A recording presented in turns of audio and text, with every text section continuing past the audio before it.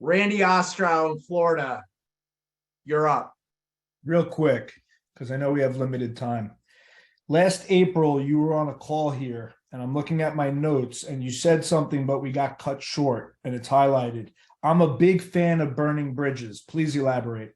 Oh, yes. Actually, that conversation inspired a chapter, inspired the Ferris wheel chapter in the book, where every time you go up and you see like the world from your new vantage point of just knowing more about yourself and knowing more about your environment, when you come back down, the people who were on the ride, maybe they should get off, right? Or maybe you want to bring different people on.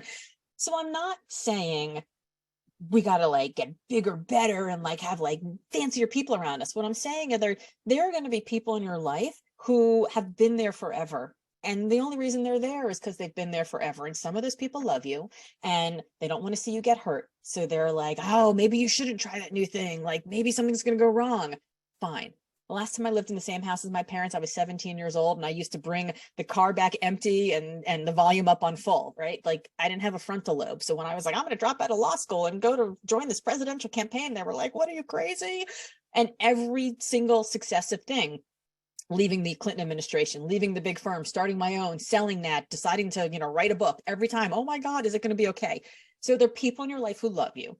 Then there are people in your life who are jealous, and all they see with your rise is their own stagnation. And so you get a little like smiles in the front, but knives in the back type.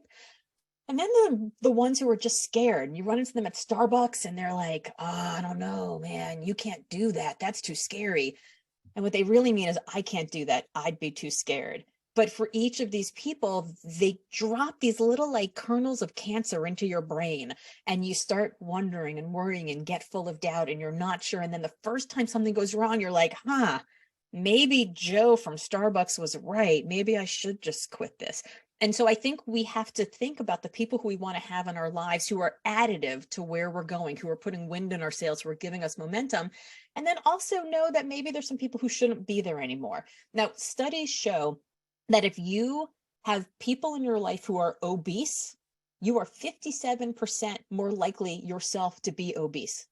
And they don't have to be people who live in your house or who you see every week. These are people who you are friends with on social media. So people don't even have to be physically proximate to you if they are stealing your attention. So if there's somebody who you see every single day on social media who has bad habits, it is much more likely that you are going to end up having those bad habits. They still influence you. They're still putting that in your brain. And so thinking about how you surround, being part of the Outlier Project, right? Coming to this every week, being part of this book club, getting the emails, seeing all the social media posts, that in the same way will help augment who you are and what you expect from yourself. So if there's somebody in your life who is pulling you down, who is adding negativity, I would say burn that bridge, unfriend them on social media, maybe don't see them so often, and replace them with people who don't let you settle for mediocrity, right? The ones who actually do truly see you and who know what you're made of. You talked to Jackie Summers, I think a month ago.